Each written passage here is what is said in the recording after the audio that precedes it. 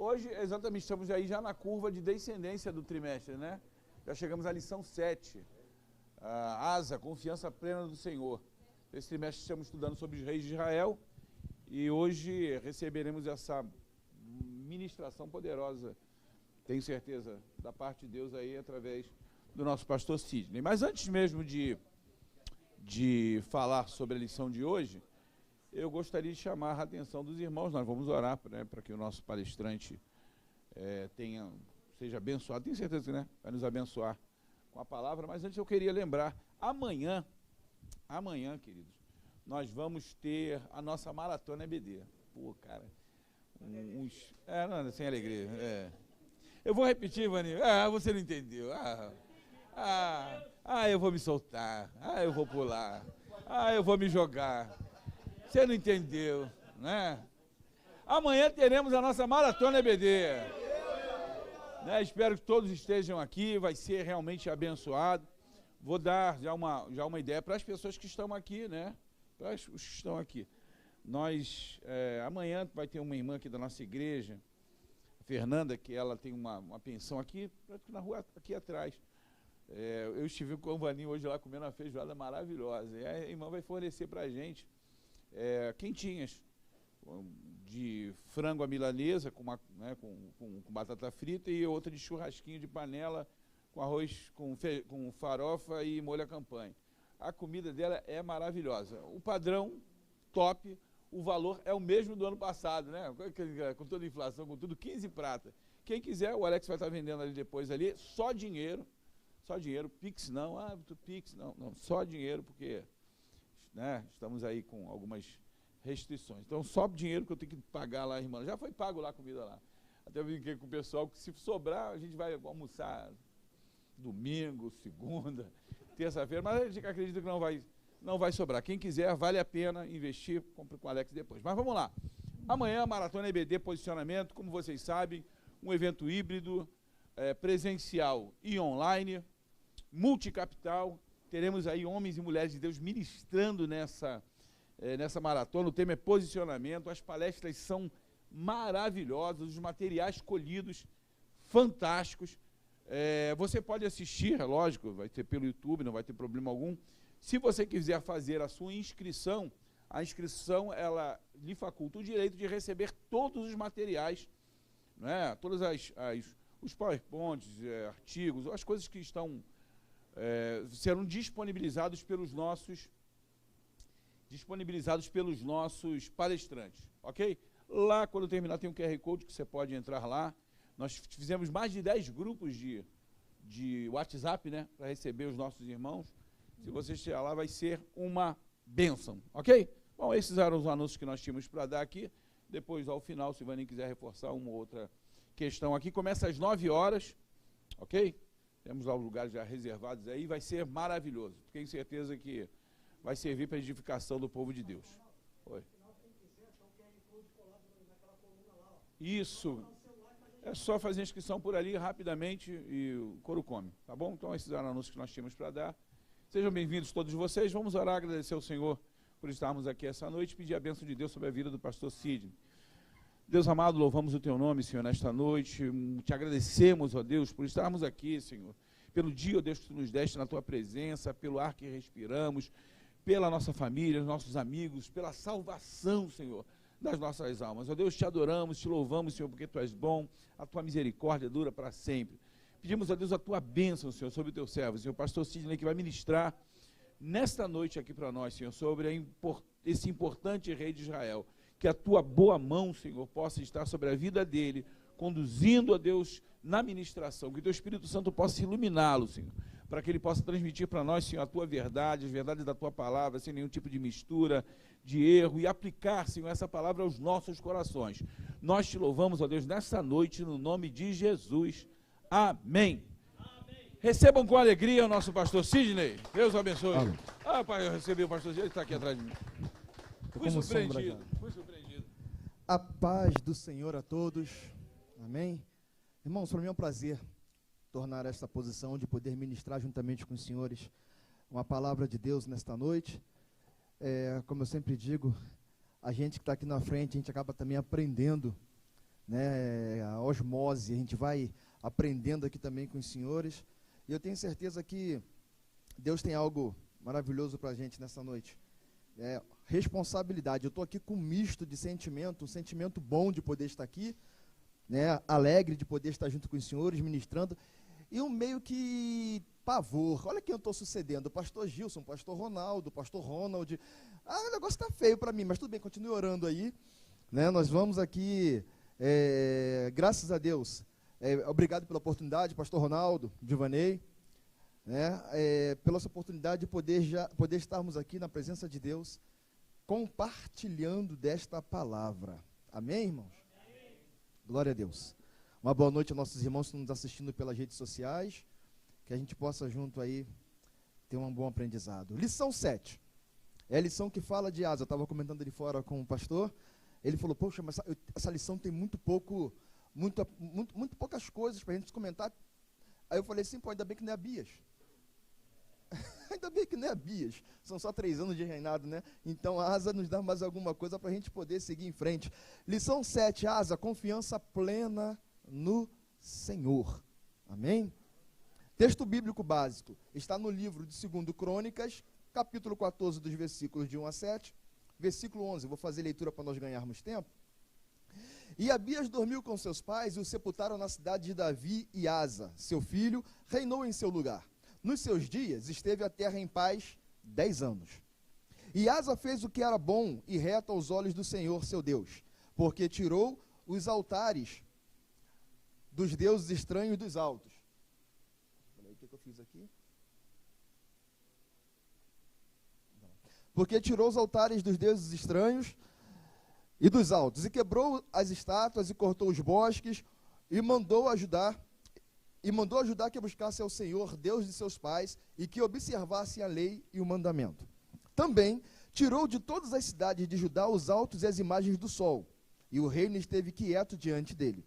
E edificou cidades fortes em Judá, porque a terra estava quieta, e não havia guerra contra ele naqueles anos, porquanto o Senhor lhe dera repouso. Disse, pois, a Judá, edifiquemos estas cidades, e cerquemo-las de muros, torres, portas, ferrolhos, enquanto a terra ainda está quieta diante de nós, pois buscamos ao Senhor, nosso Deus, buscamo-lo, e Deus nos repouso em redor. Edificaram, pois, e prosperaram. E Asa clamou ao Senhor, versículo 11, e Asa clamou ao Senhor, dizendo, e Asa clamou ao Senhor, seu Deus, e disse, Senhor, nada é para ti ajudar, que é o poderoso, que é o de nenhuma força. Ajuda-nos, pois, Senhor, nosso Deus, porque em ti confiamos e no teu nome viemos contra esta multidão. Senhor, tu és o nosso Deus, não prevaleça contra ti o homem. Texto áureo, que está no livro de 2 Crônicas, capítulo 16, versículo 9, parte A. Porque quanto ao Senhor, seus olhos passam por toda a terra, para mostrar-se forte para com aqueles cujo coração é perfeito para com ele. Objetivos: conhecer, aplicar e conscientizar-se. Conhecer as principais características do reinado. Conhecer as principais características do reinado de Asa e suas aplicações na vida de Judá. Aplicação: as atitudes positivas de Asa em sua própria vida, a fim de obter sucesso, tais como confiança, purificação, fé e renovação constante da aliança com Deus. Se nós mergulharmos nessa revista, mergulharmos na palavra de Deus, se nós não conseguirmos tirar aplicações práticas para as nossas vidas, você acaba se perdendo, né, naquilo que você está lendo. A gente precisa ler a palavra de Deus transferindo para a gente aquilo que Deus está falando, porque a Bíblia fala com a gente. A palavra fala com a gente. Então, a aplicação que nós fazemos na nossa leitura diária é muito importante, né? Isso nos faz até evitar erros. Conscientizar-se de que a medicina não está excluída da vida do cristão, entretanto, nos tempos de Asa, estava associada ao misticismo e às artes mágicas. Quando a gente começa a preparar uma lição, a gente começa a procurar amigos, né? Pô, cara, que tem alguma coisa aí para a gente fazer um acréscimo na lição e tal? E eu tenho um amigo aí há mais de 30 anos, nós servimos juntos, E ele está morando hoje em Natal, ele me encheu, ele colocou no meu zap lá a porção de coisa, eu falei, cara, e aí ele me passou esse cronograma, que eu fiz um recorte, até onde nos interessava, mas eu tenho um cronograma completo, e aí que mostra mais ou menos os reis, mostra o reinado norte, sul, o texto bíblico que dá amparo a esses reinados, os profetas que profetizavam na época, só para a gente ter uma base. Se alguém quiser, depois o repasso tem comigo no arquivo, né? Aqui nós temos um mapa, né? Que não mostra aí a divisão, as fronteiras, mas é o mapa já das tribos da divisão. Nós vamos ver Jerusalém, que fica ali em Benjamim, onde era a sede do governo do sul, e nós vamos ver Manassés, ali Samaria, onde ficava Siquém, que era a sede do governo norte. Nós vamos até perceber uma coisa, que as sedes eram até muito próximas, em relação ao conteúdo total de terra propriamente dita. Então nós vamos ver que as sedes das duas, tanto do norte como do sul, eram sedes muito próximas. Por isso a guerra constante, né? Por isso o medo, que eu vou comentar daqui a pouco, de Jeroboão. E aqui nós vamos ver o mesmo mapa, só que aí já está com cores, né? Já está, o amarelo é o reino do norte, com as 10 tribos, e nós vamos ver o verde aí com as 2 tribos, o reino do sul. As suas fronteiras laterais, Moab, Edom, filisteus aqui do lado, lá em cima os fenícios, né? Aqui vai dizer número de tribos do norte, número de tribos do sul, o primeiro regente, né? Do norte e do sul, Jeroboão e Roboão. São mapas ilustrativos aí que vale a pena depois nós termos guardado. Introdução. O rei Asa precisou romper com a perturbação espiritual que os seus antecessores haviam criado para que Deus determinasse um período de paz. Eu vou repetir essa parte. Precisou romper com a perturbação espiritual que os seus antecessores haviam criado para que Deus determinasse um período de paz e prosperidade em Judá. Atitude, gestos, ações tomadas diante de Deus podem mudar as circunstâncias atuais das suas vidas. Então, não foi em vão. Nós vamos ver aqui que quem era praticamente rei Asa. Rei Asa foi o terceiro rei, o terceiro regente das tribos do sul, depois da cisão que houve de Israel. Praticamente bisneto de Salomão, neto de Roboão, filho de Abias. Asa, ele se caracterizou por ter tomado atitudes assim que ele assume o governo, atitudes que vieram a ser refletidas diante do povo ao qual ele era regente. Né? Atitude de posição, de tomar atitude de voltar para o Senhor, atitude de fazer rompimento com o passado pecaminoso que já estava imperando diante daquele reino de Judá. Só que antes de nós fazermos aqui a continuidade desses slides, eu queria pedir permissão e fazer um remakezinho com vocês daquela lição maravilhosa da semana passada do pastor Ronald. Eu queria pensar um ponto que ele falou e que eu acho que vai ser importante para nós memorizarmos esses estudos dos reinados. Eu lembro que na semana passada o pastor Ronald falou o seguinte, que embora a profecia da cisão, o pastor Gilson até comentou da semente cismática, né? Embora a profecia da cisão tenha sido feita diante da regência de Salomão, essa cisão ela só veio se caracterizar efetivamente diante do reino de Roboão. Mas, na verdade, o comentário que ele fez foi mais interessante. Ele disse o seguinte, já há muito tempo atrás, já havia começado a ter rusgas entre as tribos de Israel. Rusgas físicas e rusgas espirituais.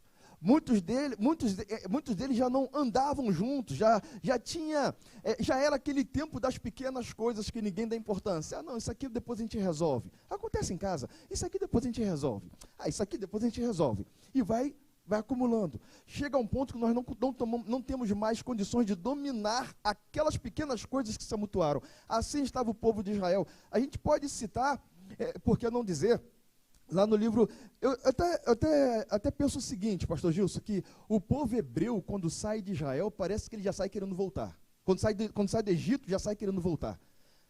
A gente faz uma leitura bíblica, a gente vai vendo, caramba, quanta contradição. Nós vamos ver lá no livro de Êxodos, no capítulo 16, no versículo 3, nós vamos ver o povo fazendo uma pressão, exercendo uma pressão em cima de Moisés e Arão, dizendo, por que tu nos tiraste de lá? Por que tu não nos deixou lá para que Jeová matasse a gente lá? Lá nós estávamos perto das panelas de carne, lá nós estávamos perto do pão. Mentira!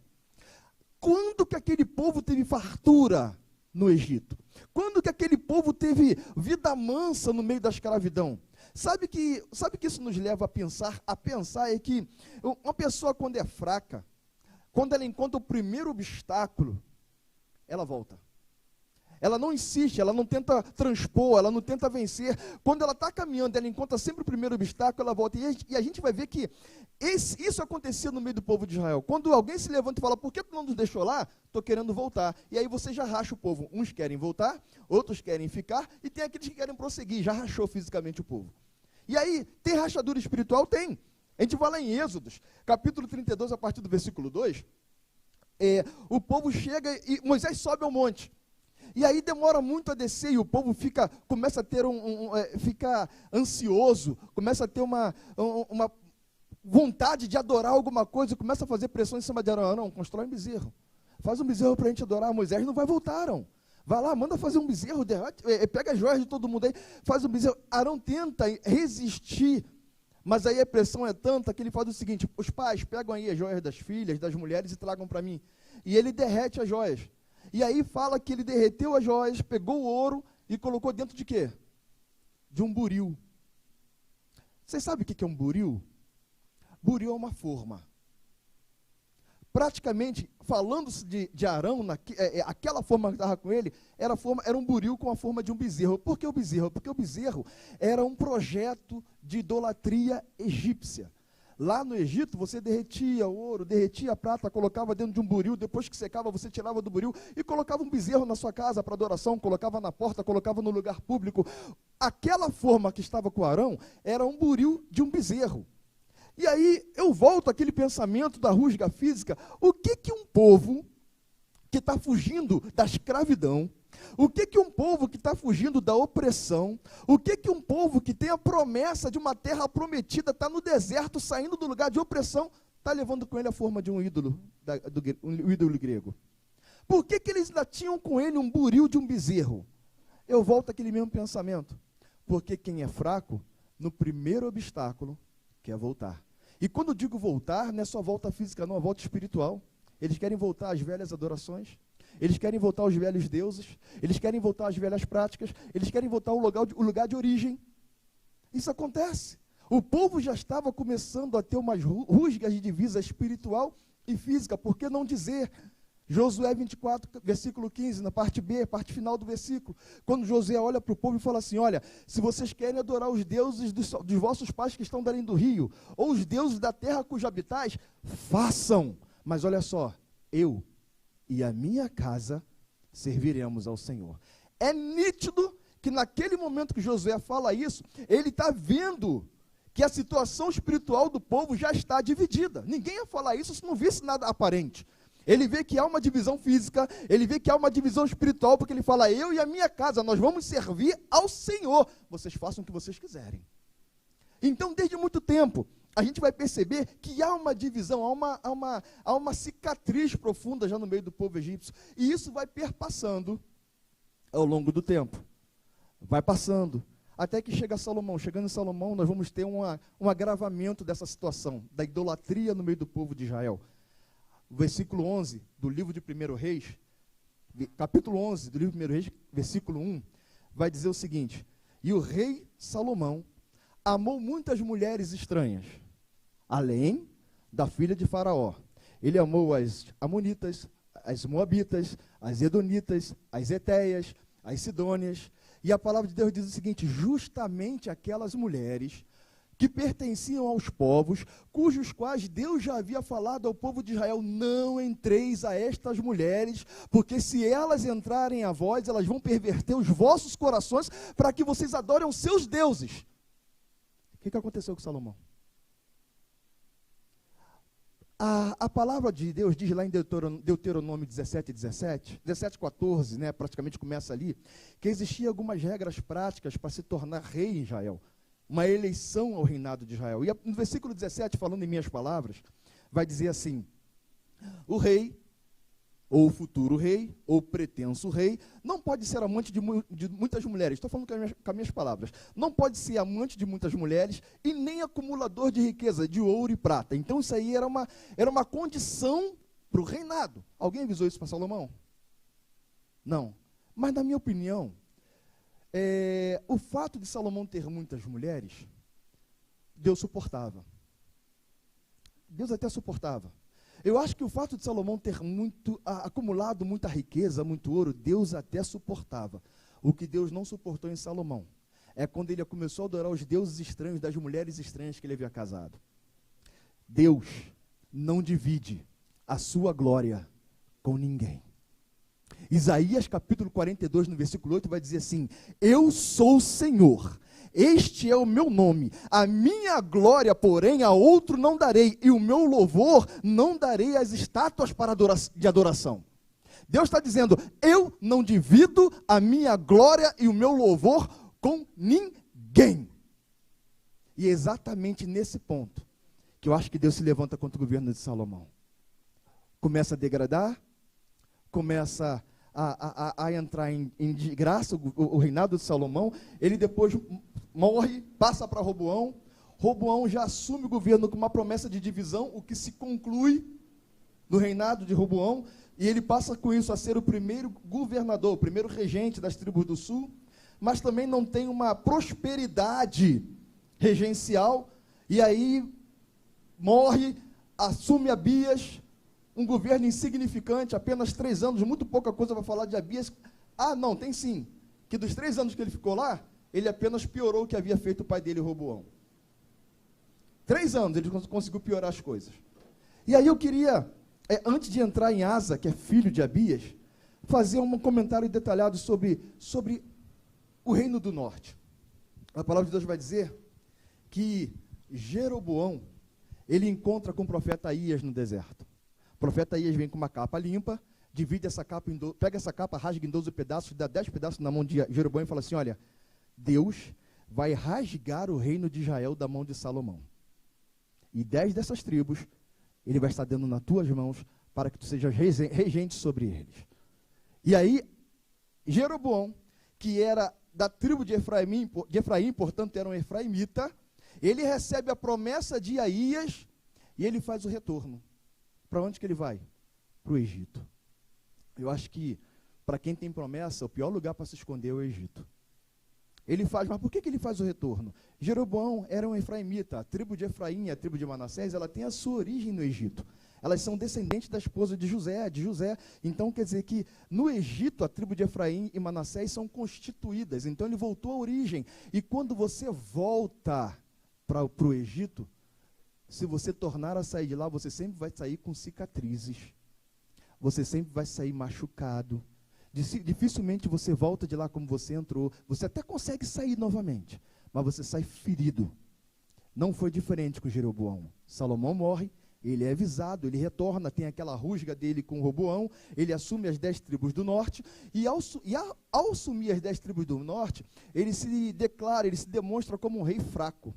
O rei inconsistente, um rei sem estrutura, porque se Deus falou para ele que ele seria regente sobre as 10 tribos, qual era dele? Assumiu, Senhor, confirma o meu reinado, confirma a minha autoridade sobre esse povo, me faz rei nesse lugar. Não, primeira coisa, ele fica com medo do povo ir a Jerusalém, ao templo, adorar a Deus e acabar gostando do que tinha lá e ficando.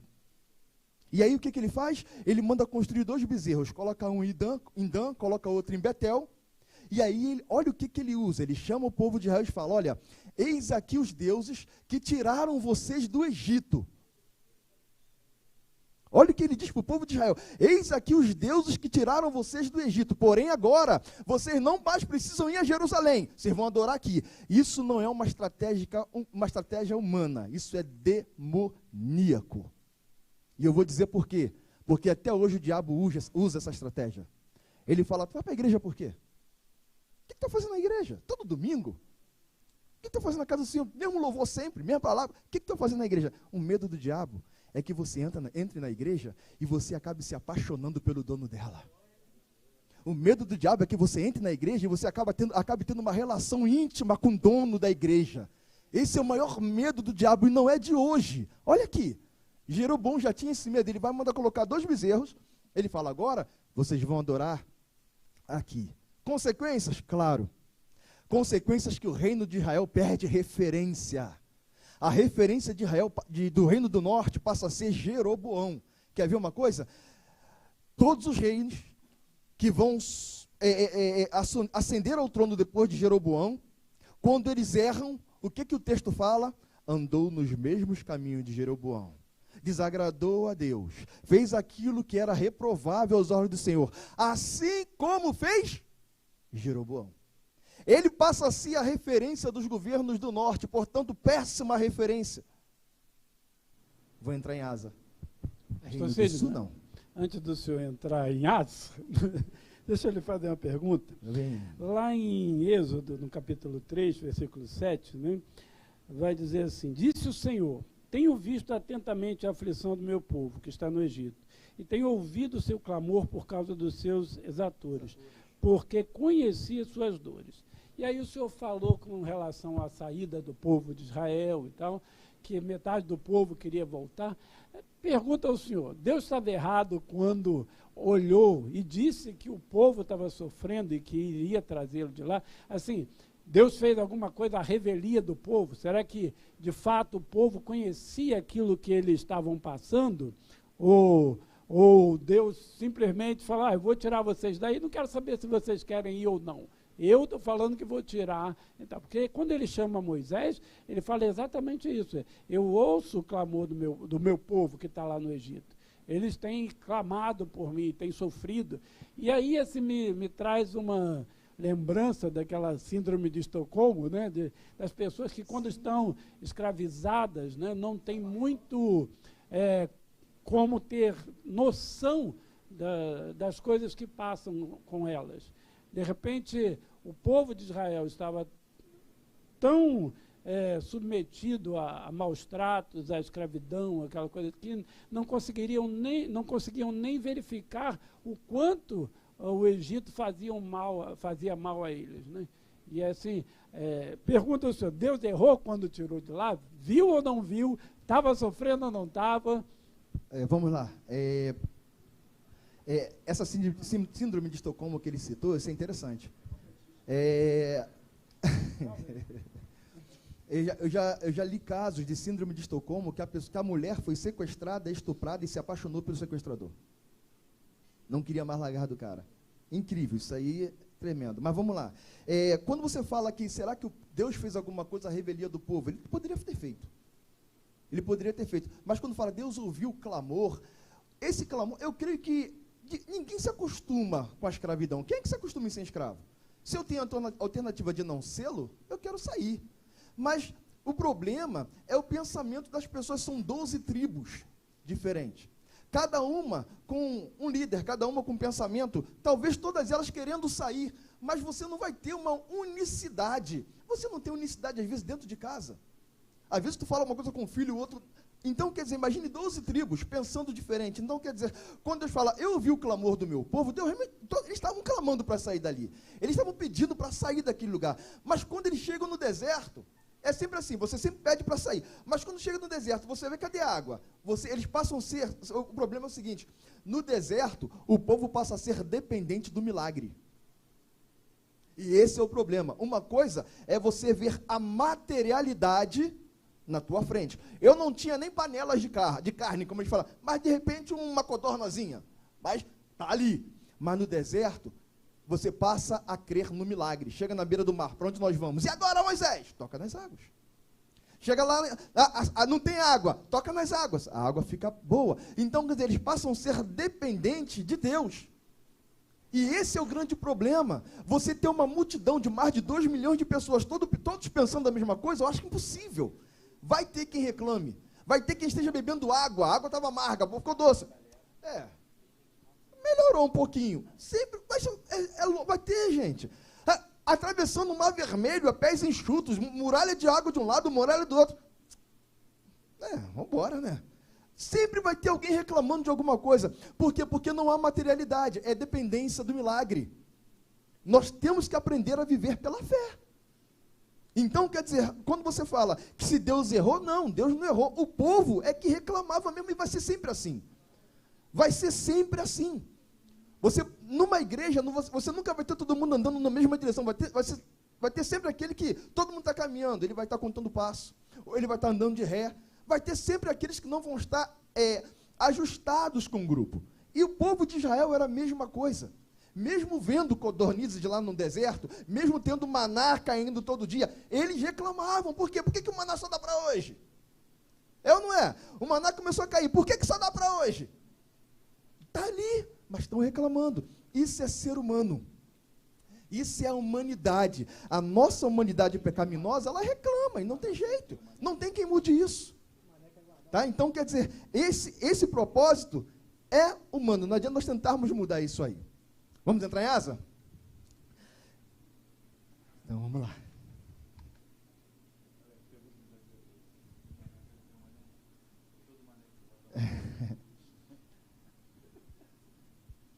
Vamos lá. Asa, terceiro, como eu disse, terceiro regente das tribos do sul. Quando Deus olha para Roboão, quando Deus olha para Abias, reinados totalmente destruídos, olha que coisa maravilhosa, gente. 1 Reis, capítulo 15, versículo 4. O reinado de Abias já estava praticamente acabado. Já estava... o Roboão já não tinha deixado uma boa herança governamental. E aí, o que Deus faz? Olha bem, 1 Reis, capítulo 15, versículo 4, Deus diz assim: por amor a Davi, o Senhor Deus levantou uma lanterna em Jerusalém. Olha que, às vezes a gente passa por algumas coisas na Bíblia e a gente não se atenta. Por amor, Davi não era pai, Davi não era avô, Davi não era bisavô, Davi era trisavô de Asa. Deus pesquisou em Abias, não, Roboão, não, Salomão, não, mas foi achar em Davi um homem justo. Por amor a Davi, Deus levantou uma lanterna em Jerusalém. Quem era essa lanterna? Asa. Aí eu fiquei pensando, quando eu li isso aqui, eu falei: Senhor, se por amor a Davi tu levantou um homem para trazer bênção a Judá e Jerusalém, o que tu pode fazer por mim e por cada um de vocês por amor ao seu filho?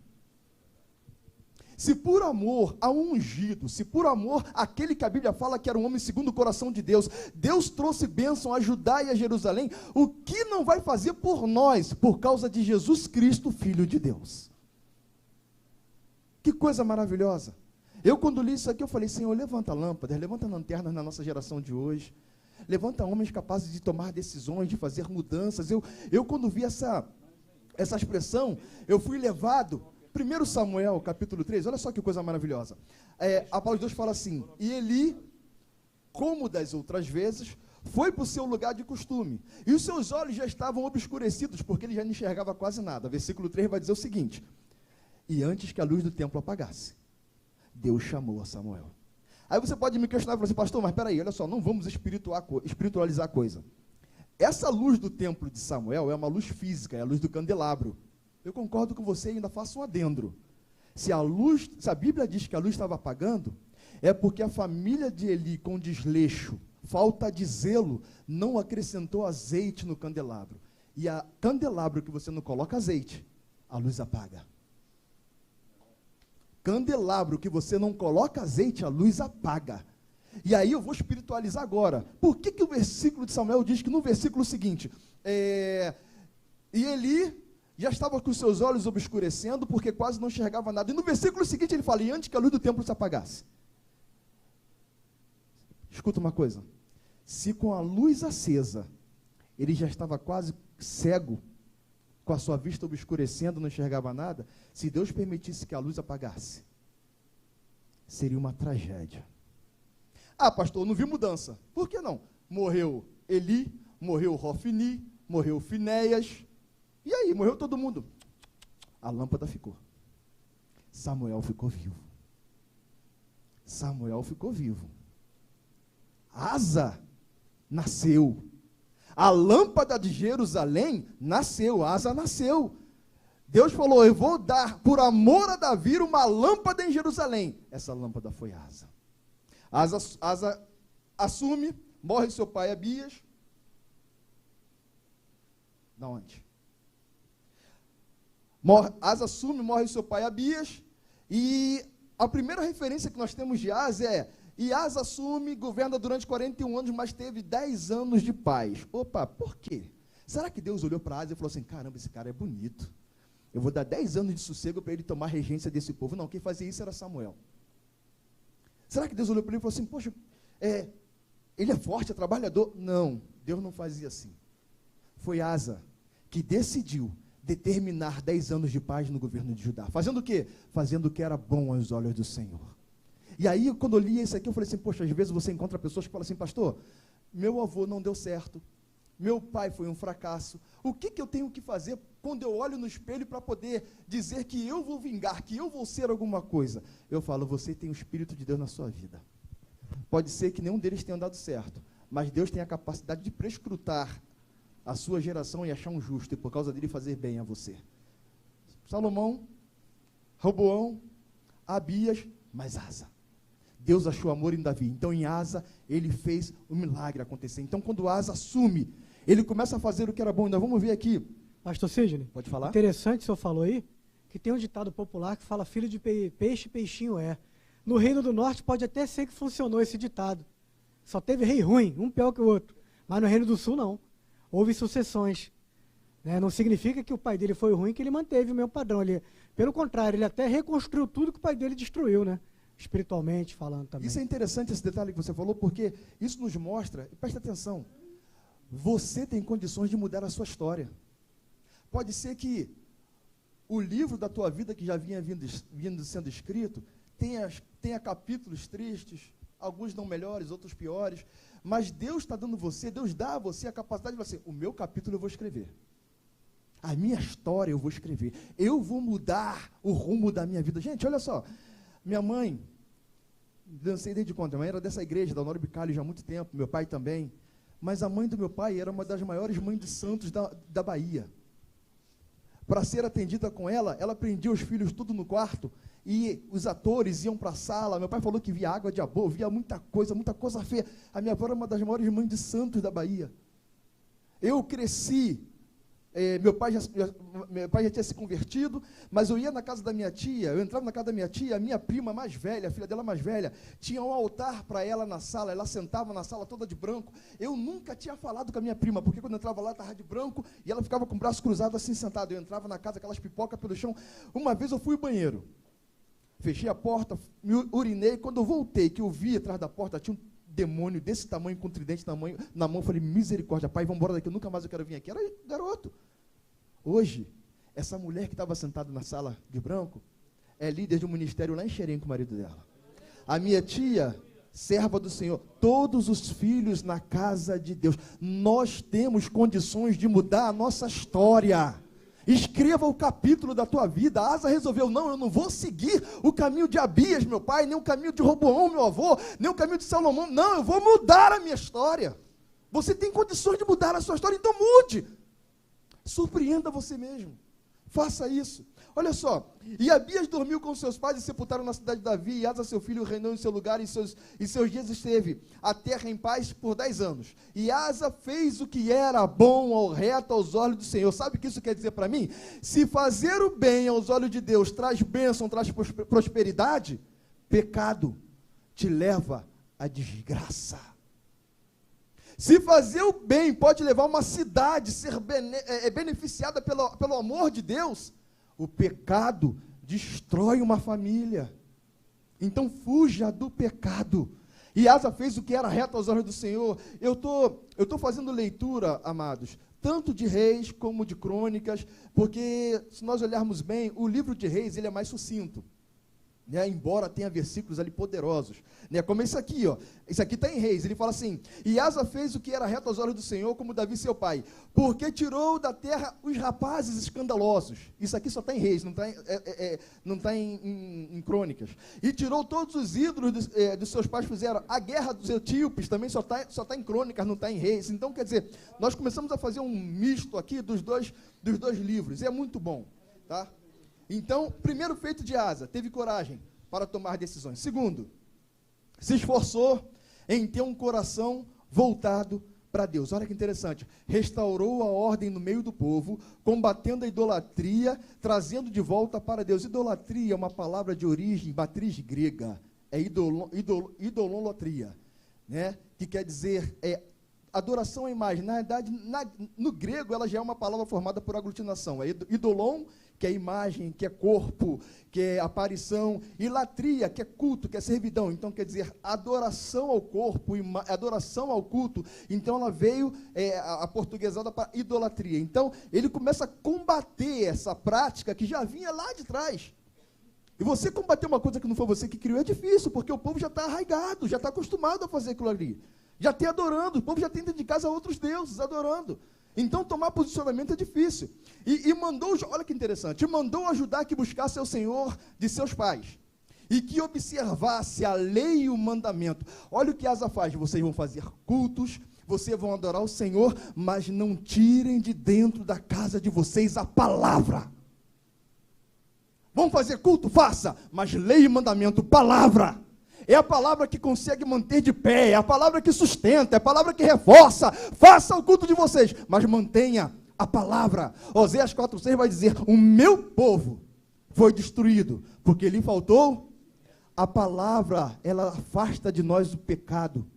O Salmo 119, versículo 11 vai dizer: coloquei a tua palavra no meu coração, para eu não pecar contra ti. A palavra, ela indica caminho, lâmpada para os meus pés, e a tua palavra é luz para o meu. A palavra, ela nos amolda. Hebreus 4,12 vai dizer: porque a palavra é mais afiada do que qualquer espada de 2 gumes, que penetra entre a alma e o espírito, junto medulas, e é apta para discernir os pensamentos e intentos do coração. Amados, culto sem palavra tira a solidez do culto. Uma nação sem palavra, é isso que Asa estava querendo dizer. Nós vamos voltar para o Senhor, mas coloca a palavra no meio do povo.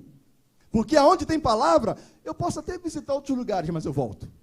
Porque eu sei que ali tem sustento, ali tem alimento. A palavra é alimento, é isso que ele estava dizendo. Olha, façam culto, vamos voltar para o Senhor, mas não tirem a lei e o mandamento, não tirem a palavra de Deus de dentro da sua casa.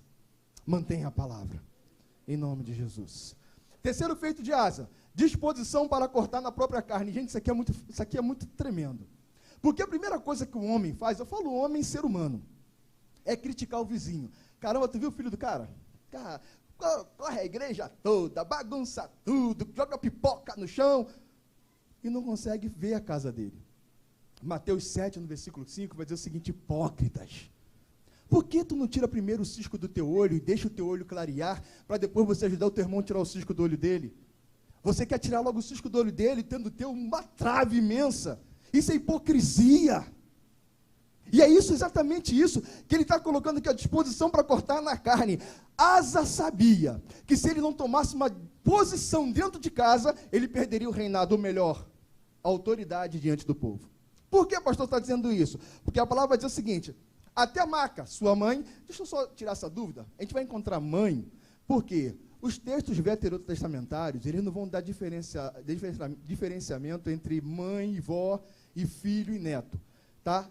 É filho, é filho, é neto, é filho, é mãe, é vó, é mãe, não tem essa diferença. Então, por isso que ele chama Maca aqui de mãe, mas na verdade ela é a avó dele. Então aqui, até Maca, sua mãe, removeu para que não fosse rainha, porquanto tinha feito um horrível ídolo a Aserá. Também Asa desfez o seu ídolo horrível e queimou junto ao ribeiro de Sidom. Tenta entender comigo. Olha o que era Zerá para aquele povo. Tem textos que dizem que eles consideravam, alguns deles, a Zerá como consorte de Jeová, de Yahvé. Olha bem. Agora você imagina a rainha mãe, detenta de uma autoridade tremenda, dizendo para as mulheres daquele povo: não, a Zerá é a nossa deusa. Ela conseguia dominar, ela conseguia ter aquelas mulheres sobre o seu comando, porque ela tinha poder, era uma mulher de muito poder, a rainha mãe.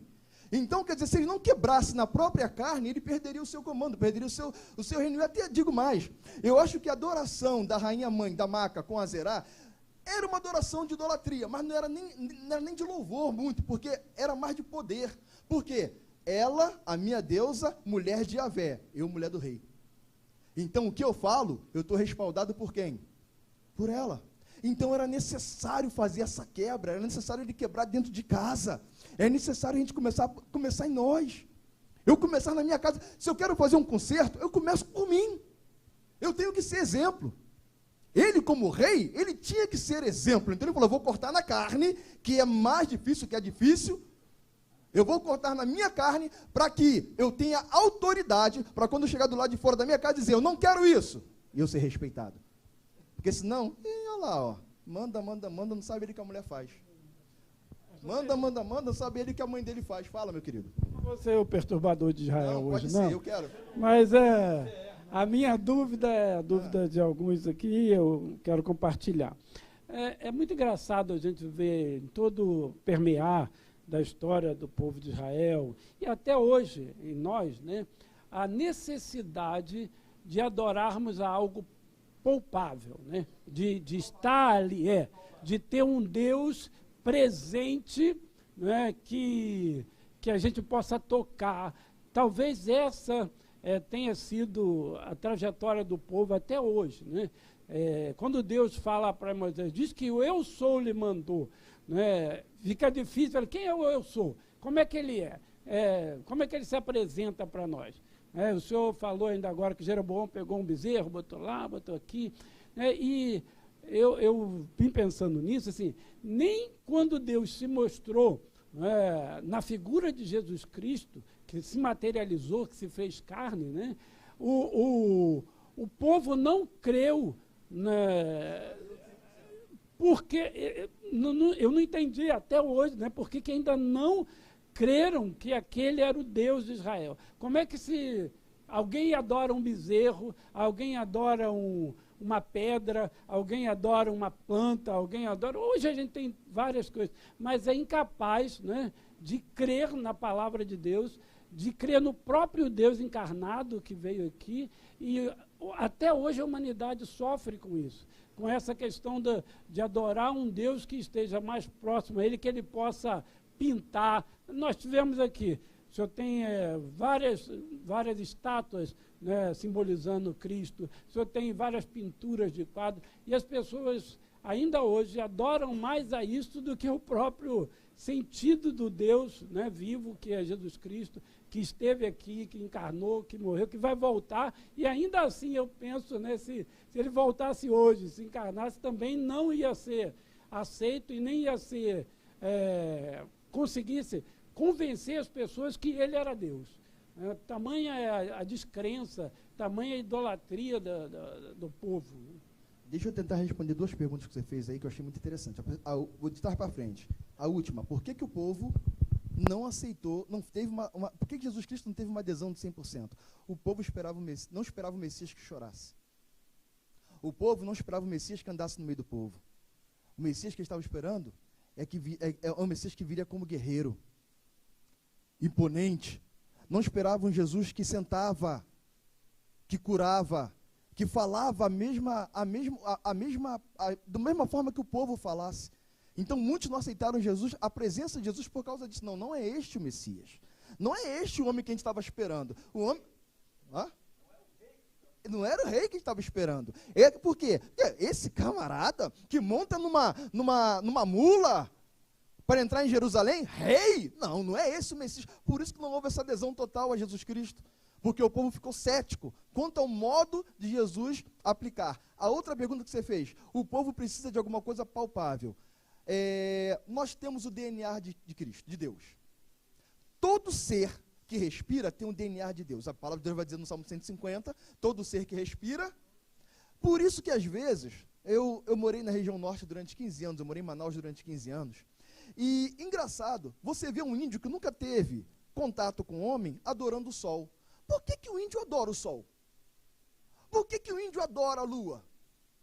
Por que o índio adora algumas coisas? Por que o índio ele tem essa percepção de querer adorar? Porque todo ser humano já nasce um adorador. Todo ser humano já nasce um adorador. Vamos ser melhor?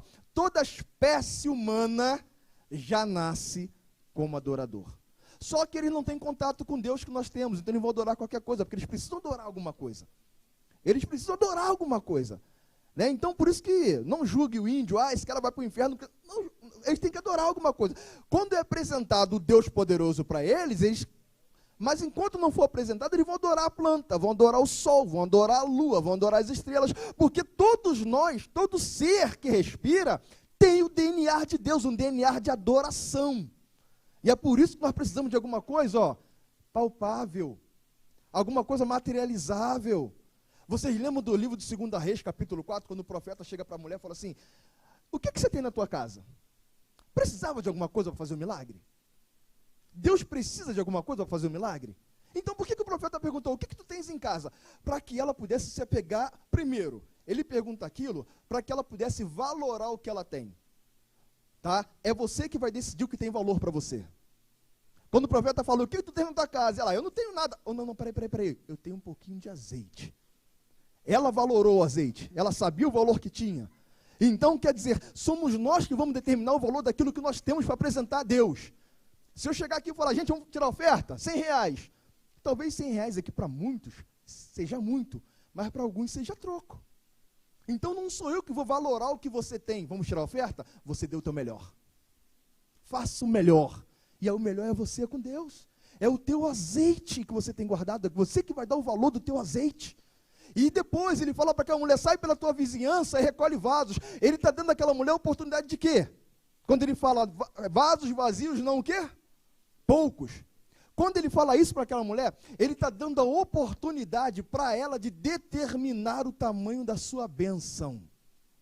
Olha bem, Deus não falou, pega 5 vasos, pega 10 vasos. Ele falou, pega vasos vazios, porém não poucos. Ele está dizendo para ela, determine você o valor da tua bênção. Quem é que disse para ela o vaso acabou? Foi Deus?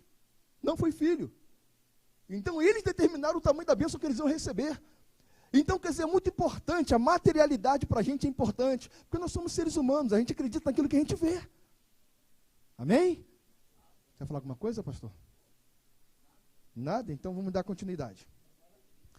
Olha só, esse aqui é a representação de Azerá.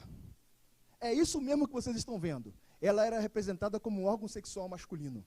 Por quê? Porque ela era a deusa do amor e da fertilidade. E percebam que ela está fazendo o quê? Segurando o quê? Fertilidade. Então essa é a representação de Azerá. Imagine o povo tirado do deserto, da escravidão, adorando a um troço como esse. Desculpa a expressão, só tem gente grande também que está assistindo. Um pênis. Olha só, olha a que ponto chegou o povo de Israel. E é isso aqui que tinha dentro da casa da mãe do rei. Era isso que Maaca adorava. Tinha ou não teria que ser cortado na carne? Teria que ser quebrado esse jugo. Feitos de Asa, colocou a fé em prática. Vitória sobre os etíopes, boa nova do profeta. Isso aqui, gente, é uma passagem maravilhosa. Isso aqui é uma coisa, isso aqui no livro de Reis não vai falando, está falando no livro de Crônicas. A palavra de Deus fala o seguinte, que Zerá se levanta com um exército de aproximadamente 1 milhão de soldados. Gente, a gente lê isso aqui, a gente não faz a dimensão. Nós estamos em 2022 e as Forças Armadas do Brasil, Marinha, Exército, Aeronáutica, elas não têm um efetivo ativo de 350 mil homens. Não tem. Efetivo ativo de 350 mil homens, não tem. Nós estamos falando de aproximadamente 850 anos antes de Cristo, um exército se levantou com 1 milhão de soldados e 300 carros. É tremendo. É tremendo. Essa mobilização é tremenda. E tremenda mais ainda vai ser a reação de Asa. Presta atenção. O exército de Zerá sai e a palavra de Deus fala que eles param em Maressa. Maressa é uma cidade dentro de Judá. E é uma cidade alta. Então, quer dizer, quando eles param, eles já entraram em Judá e eles já têm um domínio da cidade. Presta atenção, 1 milhão de soldados, nós já invadimos Judá e nós estamos no alto, nós temos o domínio de tudo que está acontecendo embaixo. Então eles têm força, eles têm o campo de visão e eles têm a mobilização. Sabe o que Asa faz? Asa tem um exército de aproximadamente 580 mil homens, a metade do exército de Zerá. A palavra de Deus fala o seguinte, que Asa sai para o combate e ordena a guerra. Vamos entender isso aqui? são duas coisas diferentes. Uma coisa é nós sairmos ao combate. Ele pega o exército e coloca no campo de batalha. No militarismo se chama teatro de operação.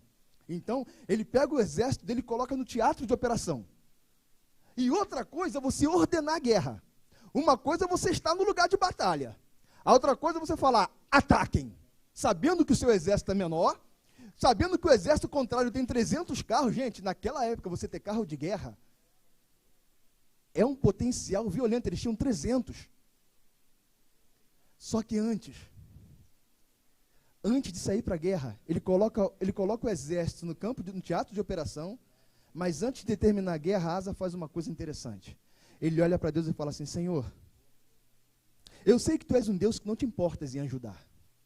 Tu ajuda o fraco, Tu ajuda o forte, Tu ajuda o poderoso, Tu ajuda quem não tem poder nenhum.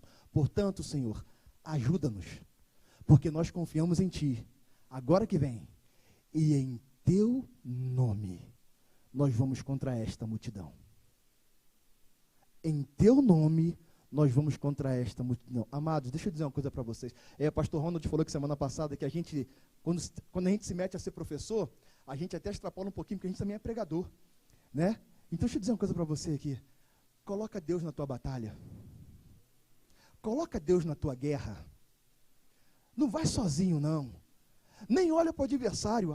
Porque é muito grande, porque é poderoso, eu não vou ter chance. Deus não está mandando você olhar para o teu adversário. Coloca Deus na tua batalha. Quando ele fala, Senhor, porque em Teu nome nós vamos contra esta multidão. Deus desceu rapidinho do céu, começou a guerrear contra os etíopes. A palavra de Deus fala que eles começaram a fugir. E detalhe, eles estavam em Maressa, eles estavam no alto. Quando Asa vai combater, ele vai para o vale de Zefitá, se não falo o nome, acho que o nome é esse, Zefitá? Zefitá, confirma aí para mim. Ele vai para o vale de Zefitá. Vale, ele tira o pessoal do monte para lutar no vale. E quem falou que no vale não tem vitória? Quem é que disse que no vale não tem vitória? Deus fala, leva este povo para o vale, porque lá eu vou te dar vitória. A palavra de Deus fala que Deus vem contra os etíopes, e eles começam a fugir, fogem, e a matança começa pela caminhada, eles vão se enfraquecendo, eles vão diminuindo, até Gerar, essa matança acontece. Aí depois, quando eles chegam em Gerar, Asa volta com o exército. Sabe o que acontece? Eles vão voltando, os mortos, eles vão catando os despojos. De todos os mortos que foram, todos aqueles que caíram a espada, eles vão catando os despojos, e não só dos mortos, mas também das cidades circunvizinhas. A palavra de Deus fala que o exército de Judá volta para casa com um espólio tremendo de guerra. Deixa eu profetizar na tua vida.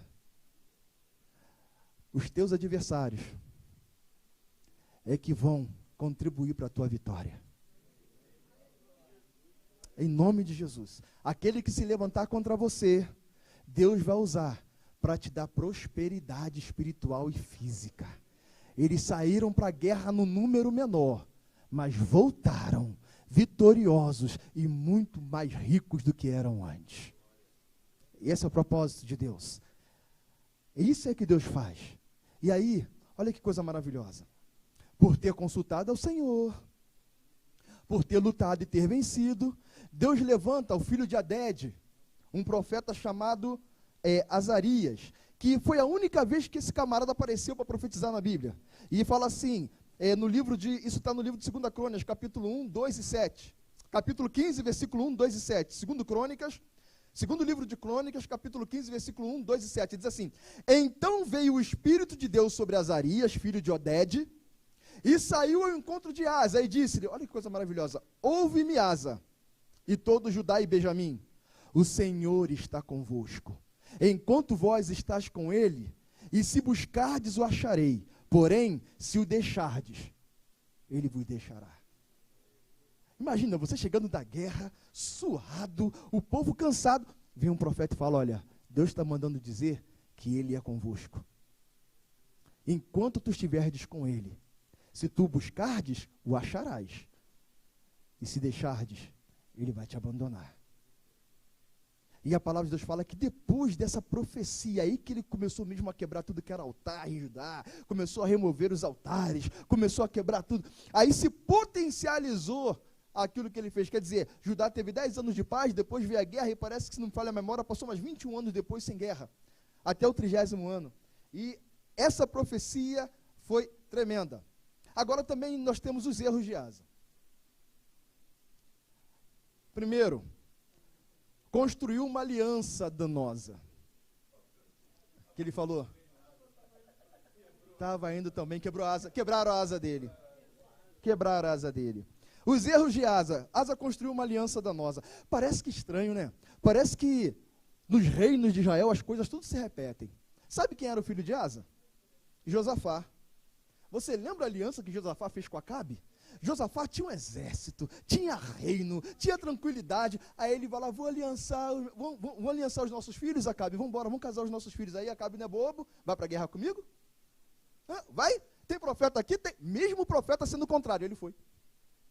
Aí foi para a guerra. Acabe não era nada bobo, mudou a sua roupa, botou a roupa de um lutador, e Josafá lá com roupa de rei. Acabou que Acabe que morreu. Não é? Então, quer dizer, se mete em alianças erradas. Aí quando ele volta para casa, aí chega lá e avisa para ele, ó, souberam que nós estávamos desguarnecidos, estão vindo atacar a gente. Porque quando você abre a porta de casa e você não bota segurança, não bota reforço, o inimigo entra, irmãos. O inimigo entra. Isso aí é no físico e no espiritual. Se você não reforçar a sua vida espiritual, o inimigo entra. Não dê oportunidade, não dê oportunidades. Então ele constrói uma aliança danosa. Aí naquele mesmo tempo, olha só, essa aliança danosa culminou, olha que interessante. Por que Jeroboão construiu os 2 bezerros? O Ronaldo tem até que horas aqui? Tá bom. Por que Jeroboão construiu aqueles 2 bezerros? Para que o povo não saísse e fosse até Jerusalém, adorasse no templo, adorasse e ficasse por lá, não é? Por que veio a guerra de Baza? Pelo mesmo motivo. A fama de Asa começou a ser tão poderosa, começaram a divulgar tanto os feitos de Judá, que o povo estava saindo do norte para vir para o sul. Aí o que Baza faz? Edifica Ramá, na porta de Judá, na porta de entrada das tribos do norte. Do sul. Por quê? Edificando Ramá, ele acaba com a circulação de pessoas, ninguém sai, ninguém entra. Ele fechou a porta de Judá. Acabou. Pelo mesmo motivo de Jeroboão. Só que Jeroboão usou bezerro. Ele não, eu já tenho um exército, eu vou edificar Ramá. E aí fecha a porta de Judá, ninguém entra, ninguém sai, começa a acontecer coisas tremendas, porque ninguém entra, ninguém sai, não tem comércio, não tem nada, o povo vai começar a passar fome. E aí vem o erro de Asa. Pô, contra 1 milhão de soldados você não clamou? Por que contra teus irmãos tu vai pedir ajuda? A palavra de Deus fala que Asa foi lá no templo, rapou o que tinha de valor. Cadê o tesoureiro? Dá tudo. Foi na casa, rapou o que tinha de valor e fez uma aliança com o mundo, dando o que era dele e dando o que era de Deus. Gente, isso não é novo. Como tem gente dando para o diabo aquilo que é de Deus da sua vida. Como tem gente oferecendo ao inimigo aquilo que tem valor para você.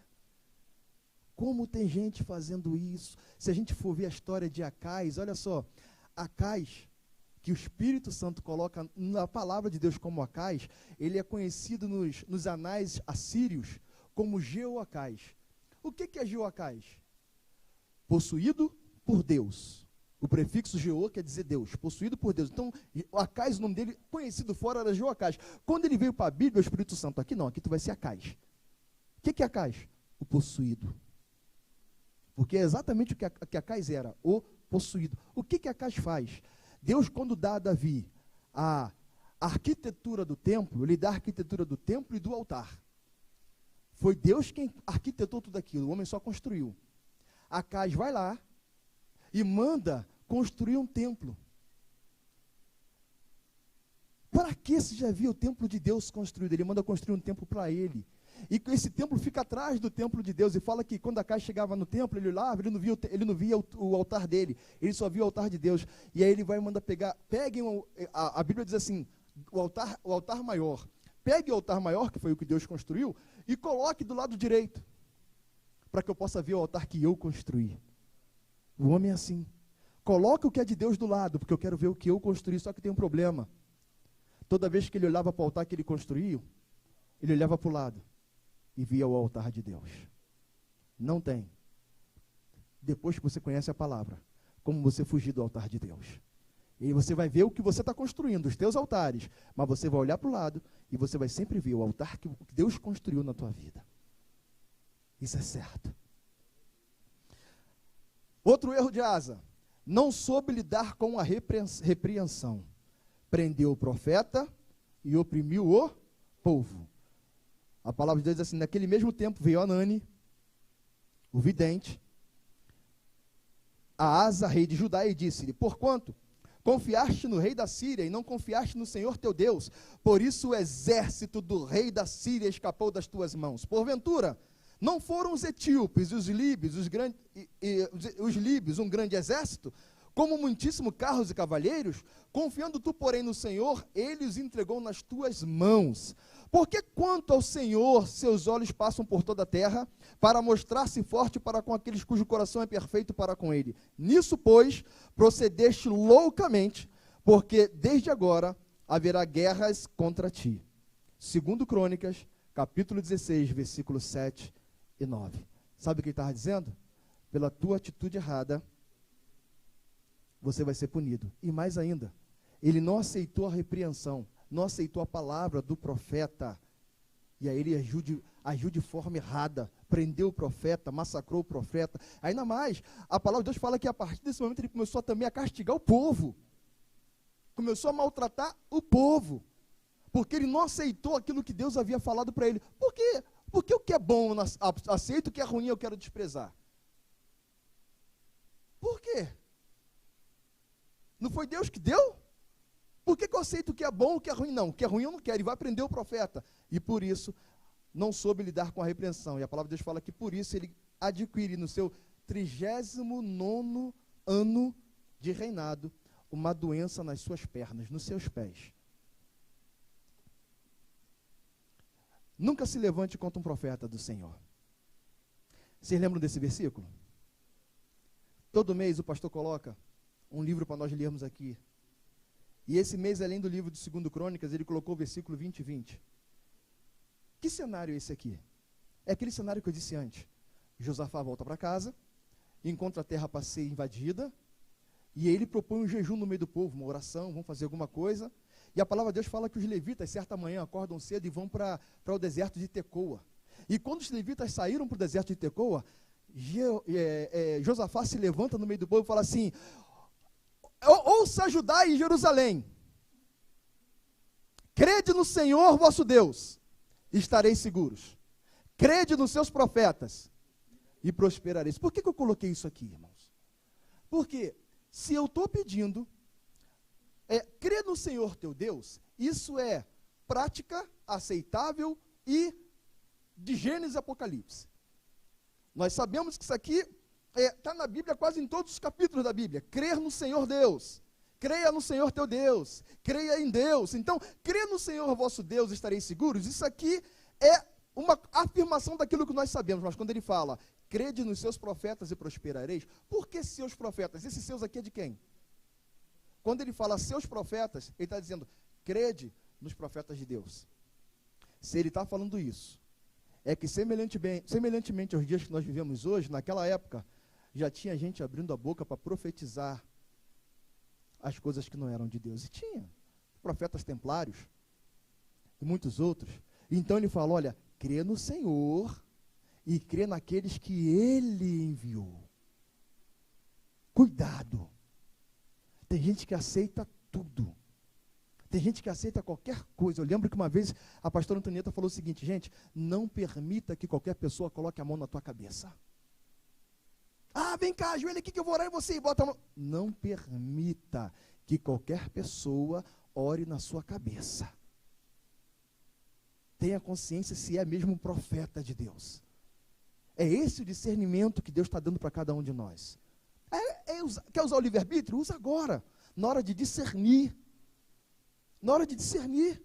Deus toda hora vai nos dar essa oportunidade de fazer o discernimento. Não é lá em Deuteronômio 30:19? Eis que coloco os céus como testemunha contra vós, que te proponho agora a vida, a morte, a bênção, a maldição. Escolhei, pois, o quê?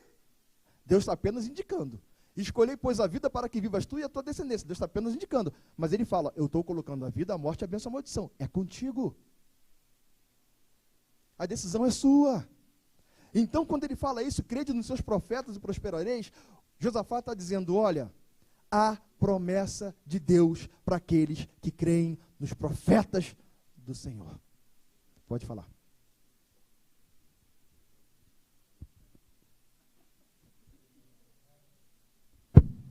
Só um adendo interessante no versículo que você cita, né, quando Deus fala,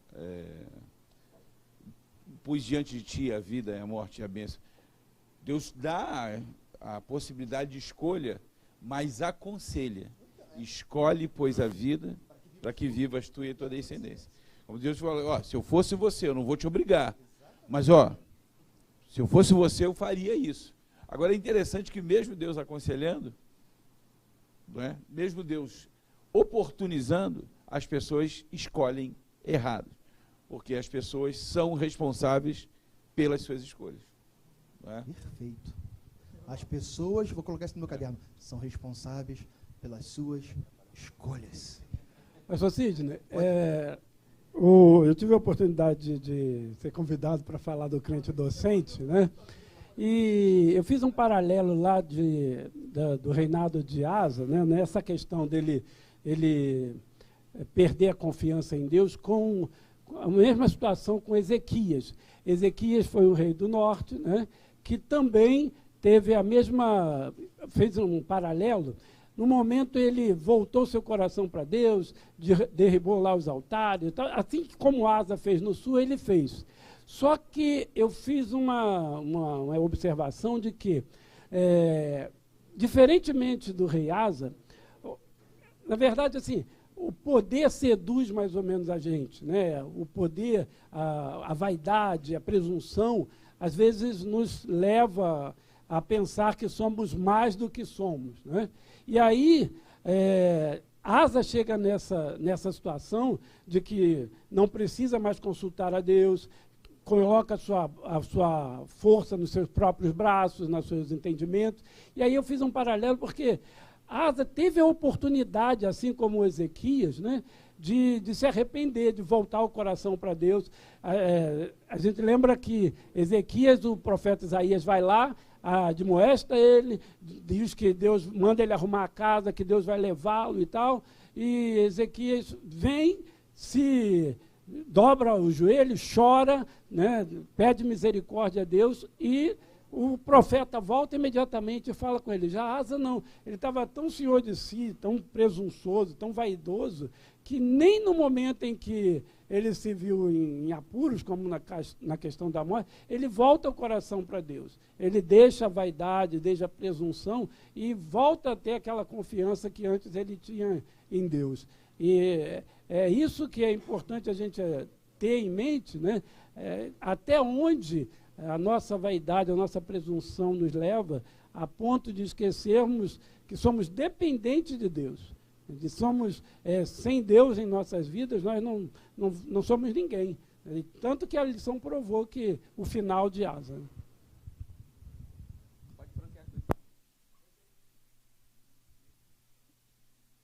A paz do Senhor. Eu sou novata aqui no grupo. Então, muitas das vezes, quando eu estou lendo uma Bíblia e estou tendo esse ensinamento aqui, como o pastor acabou de falar, já que as pessoas são responsáveis pelas suas escolhas, para mim fica complicado eu entender o que leva o ser humano a estar na presença de Deus, firme ali, forte, tendo todo ensinamento, né? Tendo os pastores, a palavra de Deus à disposição, e acaba se desviando. Isso aconteceu no passado, pelo que eu escuto, e acontece hoje em dia. Eu conheço muitas pessoas que estavam firmes na presença de Deus, sabem a Bíblia de capa a capa, hoje são espíritas, seguem outras denominações. Fica muito difícil para eu entender isso. Tem como me dar uma explicação mais clara? Posso intervir, Sidney? Depois você pode complementar, eu acho que é legal, mas me mandei essa dúvida sua, persiste desde o tempo lá né? Mas vamos lá. Salomão, o homem mais sábio que já existiu, escreveu lá em Eclesiastes, capítulo 7, versículo 29. Eis que uma coisa tão somente achei. Deus fez o homem reto, mas eles buscaram muitas invenções. Os homens, às vezes, não estão satisfeitos com aquilo que Deus dá a eles. E eles querem se tornar o seu próprio Deus. E eles, como o próprio Deus, querem escolher os seus caminhos. E, às vezes, nessa escolha de caminhos, eles viram as costas para o verdadeiro Deus. E Deus faz o que com essa situação? Simplesmente continua pacientemente aguardando que eles voltem. Mas, às vezes, eles não vão fazer isso. A Bíblia diz ainda, né, lá em Provérbios 29:1, o seguinte: o homem que muitas vezes repreendido endurece cerviz, será quebrantado de repente, sem que haja cura. Isso significa que Deus, na sua misericórdia, aconselha, dá chances, dá oportunidades, mostra o caminho de volta, mas as pessoas são responsáveis pelas suas escolhas. É isso. Deixa eu dizer uma coisa aqui, eu não lembro, eu ouvi uma pregação uma vez do pastor Silas que ele disse o seguinte: Deus, quando dá uma bênção para uma pessoa, pela sua sabedoria, ele sabe como ele vai te dar essa bênção. Por exemplo, você está pedindo uma bênção de 100 quilos, e Deus sabe que você não tem uma estrutura para suportar 100 quilos, ele vai lá te dar uma bênção de 10. E você bota aquela bênção nas costas, começa a andar. O rei Ezequias. É outro rei também. Aí daqui a pouco você está andando e está correndo com 10 quilos. Deus, opa, chegou a hora de dar 15. Porque ele já está correndo. Aí você bota 15, aí você começa, caramba, daqui a pouquinho você está, daqui a pouquinho está correndo. Chegou a hora de dar 30. E é assim que Deus age. Ele vai dando paulatinamente para não estragar você. Diabo não. Pede, ele te dá. Porque ele quer te arrebentar. Se uma mãe está com o filho dentro de casa chorando, a mãe fala: calma, meu filho, mamãe vai te dar comida daqui a pouco. O filho está chorando: calma, meu filho. A mãe tem paciência. Se deixar com a empregada, ela abre um papel de bala: toma, para de chorar. É assim que a coisa acontece. E é por isso que, algum tempo atrás, já no final do ano passado, eu estava aqui numa quarta-feira, culto de sobrenatural. O pastor Gisel trouxe uma menina da região de Petrópolis, parece, e para a gente orar por ela. A menina sentou na mesa, nós começamos, esse dia acho que você estava até aqui, pastor Ronaldo, foi ali embaixo, e nós começamos a orar por essa pessoa. Ela, estátua, não tinha uma reação. Aí nós mandamos ela contar a vida dela. Ela foi da igreja, ela cantava na igreja, tinha CD gravado, mas ela não conseguiu da igreja o que o talento dela diria que ela tinha para receber. Aí ela saiu. Hoje, ela falou: hoje eu estou na Umbanda, e tudo aquilo que eu peço ele me dá. Na nossa cara, descaradamente. Eu, o pastor Zezé, a pastora Rita, minha esposa, ela falou: hoje eu estou na Umbanda e ele me dá tudo o que eu quero. Mas o povo é assim, é imediatista. Quer ver uma coisa? Nós somos brasileiros. Você ouve na televisão: aplica lá em CDB para te dar um... Você quer ganhar você aplica, faz uma aplicação para daqui a 2 anos. Você faz isso?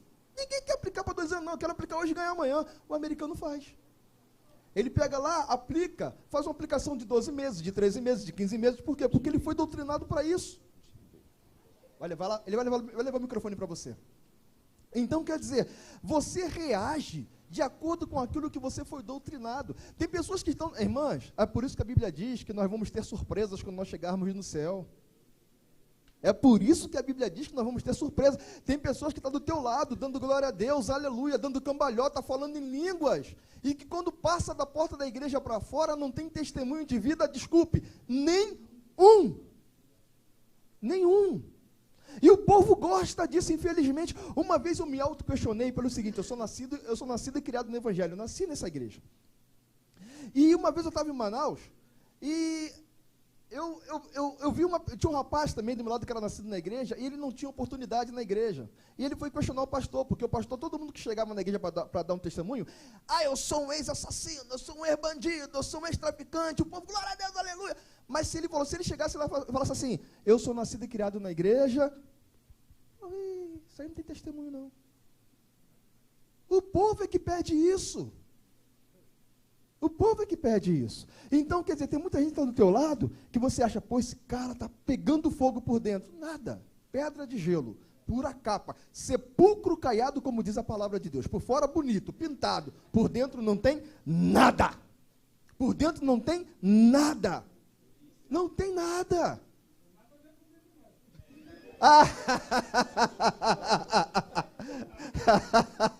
Minha irmã, fala, por favor. Então, pastor, só uma curiosidade. Eu acredito que, às vezes, o diabo ele engana as pessoas. Eu conheço pessoas que saíram da igreja, estão milionárias, eu conheço sim. Só que, uma curiosidade, o que essa menina que recebeu tanta coisa na Umbanda estava fazendo num culto de milagres? Não, ela foi trazida. A mãe dela pediu para a gente orar por ela e trouxe ela aqui. E ela veio. Entendi. Mas ela veio, ela em casa falou, mãe, eu não quero ir. Não, vamos, minha filha. Mãe, não. Mas ela veio, batendo o pé, mas veio. Ela não veio por livre e espontânea vontade, não. E acontece também de vir por livre e espontânea vontade. Deus pode trazer. A mãe orando, o pai orando, e Deus traz. É assim que acontece.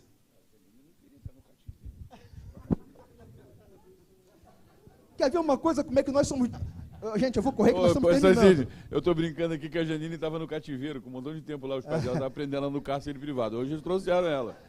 Viu? É assim, ó. Ela veio contra a vontade, tá vendo a cara dela contra a vontade? Ó? Nós já estamos terminando já, mas deixa eu contar um testemunho para você. Eu estava em Manaus uma vez, conversando com um pastor, e esse pastor falou que um dia ele estava na igreja fazendo culto, chegou 2 homossexuais na porta da igreja. E aí eles pararam na porta da igreja, começaram a assistir o culto, o pastor entra. Ele, não, entra. Aí eles relutaram em entrar e entraram. Aí sentaram. Aí no final do culto o pastor foi orar por eles. Ele falou assim, pô, pastor, a gente gosta muito do culto. Não quer aceitar Jesus? Não quer não. Aí, deixa eu fazer uma oração por você. Aí quando fez a oração, os 2 caíram endemoniados. Aí o pastor começou a expulsar o demônio em nome de Jesus. Aí o diabo falou, eu não vou sair porque eles não querem que eu saia. Aí o diabo falou assim, em nome de Jesus, eu não estou pedindo em nome deles, estou pedindo em nome de Jesus, você vai sair. Aí depois de muito relutar, o diabo falou o seguinte, tá bom, eu saio, mas eu vou esperar na porta, porque eles vão me querer de volta. Aqueles homens foram libertos, né? Voltaram a si, o pastor falou, vocês querem aceitar Jesus? Não, pastor, a gente não quer não, a gente gosta do culto, mas a gente não quer isso pra gente não. Você acha o que aconteceu com eles quando chegaram na porta da igreja? Gente, nós somos donos das nossas escolhas. Donos das nossas escolhas. Eu estava em Manaus uma vez pregando, um homem parou na porta, começou... Sabe o que me arrepia todo? O homem parou na porta e começou a dar gargalhada para mim. Tá aqui meu filho que não deixa eu mentir. Aí eu falei assim, entra. Aí ele gargalhando para mim. Aí a igreja tinha uma escada para subir. E eu pregando, eu parei de pregar para poder... Quando eu vi que... Aí ele começou a subir a escada, o diabo não deixava ele levantar a perna para subir a escada. Eu falei, em nome de Jesus, essas cadeias estão quebradas, ele vai entrar. Aí ele entrou, dando gargalhada. Entrou e sentou no primeiro banco. E eu pregando. E ele lá incomodado. Eu pregando. E ele incomodado. Aí eu fiz o apelo e ele ficou de pé. Quando eu fui abraçar ele, ele estava com uma faca. Aí ele falou para mim o seguinte, pastor, não te conheço. Não sei nem de onde tu saiu. Mas ele me mandou aqui para te matar. Está aqui meu filho na minha frente. Não te conheço, não sei nem de onde você saiu. Mas ele me mandou aqui para te matar. Aquele homem aceitou Jesus e falou, pastor, eu era da cadeia do Pará. Ele falou quantas mortes ele tinha nas costas. Ele aceitou Jesus, mas nunca mais voltou. Ele falou, eu vim aqui só para te matar. Um dia, nós fazendo culto na porta da igreja, ele passou correndo, ele não me reconheceu. Eu falei, fulano, peraí. Aí ele parou na minha frente e falou assim, o que foi, pastor? O cara não está me conhecendo não. Eu falei, pastor, não me deixa passar. Eu acabei de matar um homem agora. Foi ou não foi? Eu parei ele falou, pastor, não me para agora, deixa eu passar. O que foi, cara? Eu acabei de matar um homem agora. Ele foi na igreja só para me matar. As escolhas somos nós que fazemos. As escolhas somos nós que fazemos. Amém? Vamos correr que a gente vai terminar, senão não volta, gente. Vamos lá. Não se levante contra o profeta do Senhor. Olha o que diz o Salmo 105, versículo 15. Que maravilha. Não toqueis nos meus ungidos e não maltrateis os meus profetas. É exatamente o que Asa fez. Não toqueis nos meus ungidos e não maltrateis os meus profetas. A rebeldia abre as portas para o pecado. Lá em Salmo capítulo 15, versículo 23, primeiro livro de Samuel, capítulo 15, versículo 23, vai dizer o seguinte, que a rebeldia, ela é semelhante ao pecado da feitiçaria. O rebelde, para Deus, é um feiticeiro. Isso é sério, gente. Isso é sério. Eu tenho 51 anos de idade. O que eu já vi pastor que dividiu igreja, e hoje está com uma mega igreja. O que eu já vi de pastor que dividiu igreja, feiticeiro. É assim que Deus tem olhado. Ah, mas a igreja está crescendo. Feiticeiro. Não tem outra coisa, feiticeiro. É a Bíblia que diz, não posso ir contra a palavra de Deus. A rebeldia te conduz a caminhos errados. Cuidado com as alianças que você faz quando você é rebelde. Ah, eu vou sair da igreja, vou tomar todas, vou pegar todas, vou fazer tudo. Cuidado com as alianças do momento da rebeldia. Vai te levar a caminhos errados. A rebeldia provoca doenças que podem te levar à morte. Presta atenção. O texto vai dizer que nem na doença Asa procurou a Deus, ele foi procurar os médicos. Aí pode surtir na cabeça de alguém que esteja lendo, poxa, mas peraí, eu não posso então ir ao médico? Né? Não é isso. É que naquela época, aqueles médicos que Asa foi consultar, eram tudo médicos de origem egípcia, então eles eram feiticeiros. A consulta não era uma consulta médica, era culto, era a chamada reza. Então, quer dizer, eles eram chamados de médicos porque curavam, mas eles eram curandeiros, eles eram feiticeiros. É por isso que a Bíblia reprova quando ele rejeita Deus e vai procurar os médicos. Não é porque eram simplesmente médicos, porque, olha só, meus irmãos, Deus dá sabedoria ao homem para ser usada. Ah, pastor, não vou no médico não, porque eu sou crente e vou orar. Tu vai morrer. Tu vai morrer. Porque Deus vai usar o médico, Deus pode usar o médico para trazer cura para a tua vida. Né? Não curou? Curou. Mas Deus usou o médico, usou a medicina, aquele que estudou para isso. Pode acontecer também de você em casa orar e Deus te curar. Mas se não aconteceu, procura o médico. Procura o médico. Tem que ser feito assim. Né? Então, por quê? Porque a rebeldia ela provoca doenças que podem levar à morte. Conclusão. Não deixe que o fracasso dos outros seja o motivo das suas desistências. Asa fez isso. Asa olhou para o pai, Asa olhou para o avô, Asa olhou para o bisavô e falou, se eu fizer o que eles fizeram, eu vou dar errado.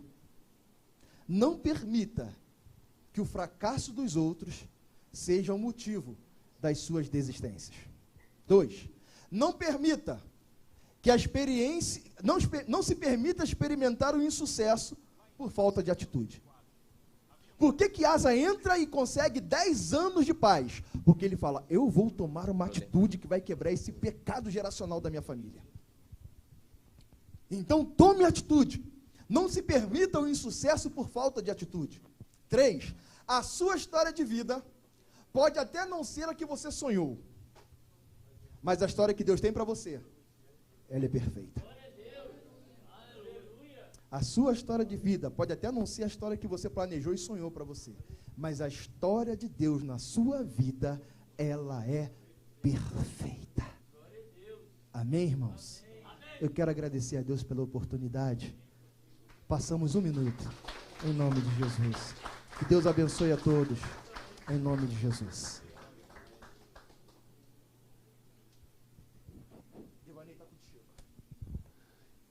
Maravilha. Quem aí foi abençoado por essa aula do pastor Sidney? Realmente, o pastor Ronaldo estava ali comentando, né, a aula do pastor Sidney foi realmente uma aula muito especial, com bastante aplicação, né, para nossas vidas, que isso é importante.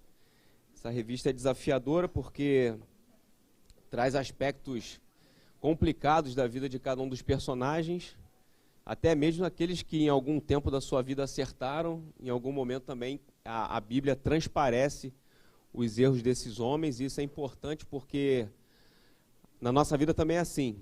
Ainda que a gente esteja caminhando, né, na presença do Senhor, acertando, a gente tem que andar e caminhar com prudência para poder a gente se manter no caminho do Senhor. Antes da gente finalizar aqui a Escola Bereana, né, agradecer a presença de cada um de vocês e reforçar amanhã a nossa Maratona EBD. A partir de 9 da manhã, a gente já vai estar aqui iniciando nossas atividades. convocar principalmente você que é aqui da Bereana, que está acostumado, né, a participar aqui do nosso cafezinho, né, quando você chega, amanhã faça de igual modo, chegue um pouco antes, 15, 20 minutos antes de começar a maratona. A gente vai estar fazendo uma recepção aqui, vai ter um cafezinho também para poder a gente começar o nosso dia ali com a comunhão, né, com a conversa, para poder a gente preparar nosso coração para as palestras que vão, né, decorrer aí ao longo do dia.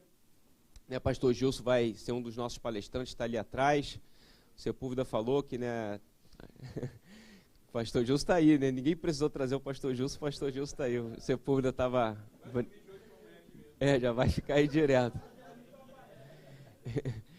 E a Maratona EBD, na verdade, é esse evento que se consolidou, né? Já é o terceiro ano que a gente faz a Maratona EBD e a gente tem certeza absoluta que essa será a melhor edição da Maratona EBD e você vai fazer parte dessa história.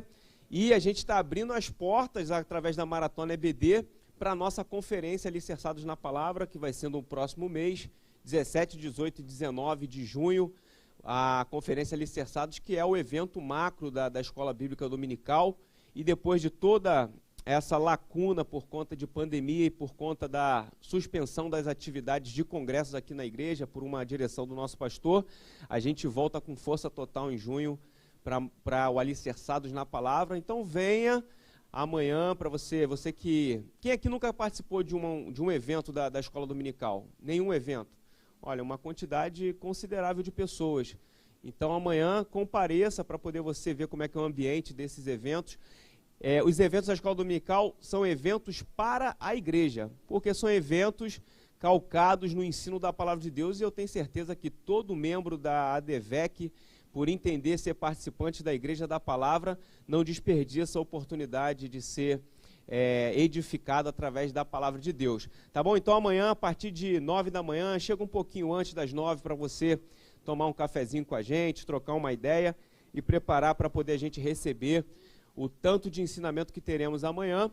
E você que quer fazer aí a compra do seu ticket para a refeição que nós vamos ter amanhã, você pode procurar o professor Alex ali atrás, ele está ali, o professor Anderson, o professor Bruno estão ali à disposição para poder organizar e você reservar os... Isso. Se você não tiver a possibilidade de acertar a compra, você faz a reserva e amanhã, assim que você chegar, você... R$15, traz em dinheiro, de preferência já trocado, tudo direitinho para poder facilitar. Tá bom? R$15, se você não tiver agora, você já faz a reserva, mas chega cedo para poder você efetuar o pagamento e fazer com que ali a organização dos professores ali fique bem tranquila. Tá bom? A gente vai ter muita surpresa amanhã. Eu vou só adiantar algumas coisas interessantes que nós vamos ter aqui fora. Nós vamos ter alguns estandes que tem toda a ligação com a temática que vai ser tratada, que é posicionamento. Então a gente vai ter ali fora os estandes do Parabelo, do NPC, que é o nosso núcleo de estudo sobre política e conservadorismo, e você vai poder trocar uma ideia com essas pessoas que desenvolvem esse trabalho de conscientização, mas também de alicerce para poder a gente, lá fora, desempenhar nosso papel como cristão de maneira bem eficaz. Tá bom, meus irmãos? Vamos nos colocar de pé. Tem alguém que está aqui na Bereana pela primeira vez? Qual é o nome da irmã? Prazer. Não, isso não é a primeira vez, não. É? Maravilha. Mais alguém? Ah, o irmão aqui que está nos visitando. O irmão é aqui da igreja? O irmão é de outra igreja? Ah, senhor é visitante. Seja bem-vindo, meu irmão, toda sexta-feira ou em qualquer uma das atividades da nossa igreja, você é bem-vindo. Mais alguém aqui do lado? Teve um pessoal que... Primeira vez também? Seja bem-vindo. Maravilha. Tem o pessoal também do Cefé que está com a camisa laranja, está fazendo estágio, a irmã lá atrás. Enfim, vocês são sempre bem-vindos. Pastor Ronaldo, o senhor faz a oração aqui. Hoje, o pastor Ronaldo é que vai fazer a oração forte e poderosa para abençoar a sua vida. Hein? Vou pedir licença, pastor Ronaldo. A gente tem estudado essas lições e tenho visto essas histórias de vida dos reis, né? E aí agora eu estava ali olhando a Bíblia, me saltou um versículo que está lá em 1 Coríntios 10, que diz assim, na linguagem de hoje, né? Portanto, aquele que pensa que está de pé, melhor ter cuidado para não cair. As tentações que vocês têm de enfrentar são as mesmas que os outros enfrentam, mas Deus cumpre a sua promessa e não deixará que vocês sofram tentações que vocês não têm força para suportar. Quando uma tentação vier, Deus dará força a vocês para suportá-la e assim poderão sair dela.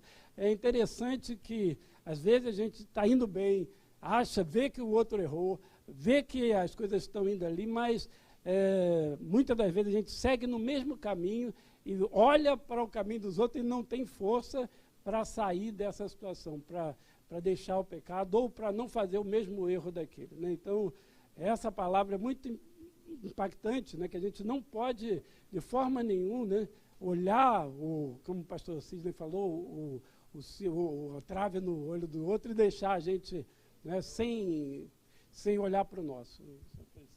Deus te abençoe, Sepúlveda. Mandou bem pra caramba. Fiquei orgulhoso de você, Sepúlveda.